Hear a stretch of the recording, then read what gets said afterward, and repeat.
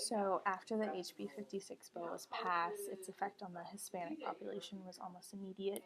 People left everything behind. They left their houses and oftentimes left their dogs and cats and pets too, just because they were so scared of being sent back to where they came, back from where they came from.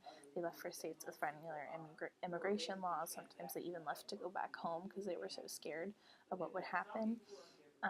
And one of the strictest final provisions included a law that required all public school students in Alabama to verify their legal citizenship status. And there were two reasons why this was included in the bill. One was because if they wanted to try and see if they could find if a child was undocumented, if the parents were also undocumented, and try and deport them. And also, they wanted to get this issue kicked back to the Supreme Court case of Plyer versus Doe, which ruled that it's unconstitutional to deny an undocumented immigrant child the right to a free education in America. So they wanted to try and get that overturned by including this in the bill. And overall, the bill was so strict that it started to be called Juan Crow. And it seemed that Alabama legislators had accomplished their goal to get immigrants to, quote, self-deport.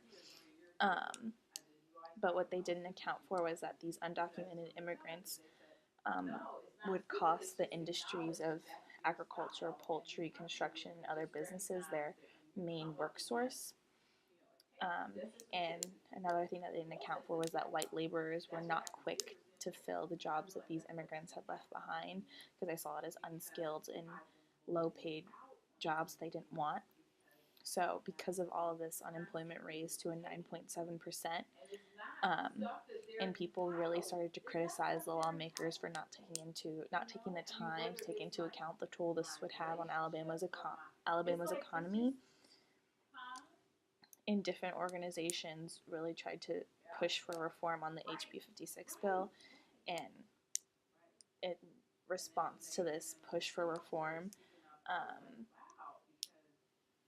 the lawmakers like Chris Kobach tried to say that it was a job creations bill, and then the people pushing for reform began to push back and say, well, show us how this was a job creation bill, show us how this wasn't just political exclusion and racial profiling.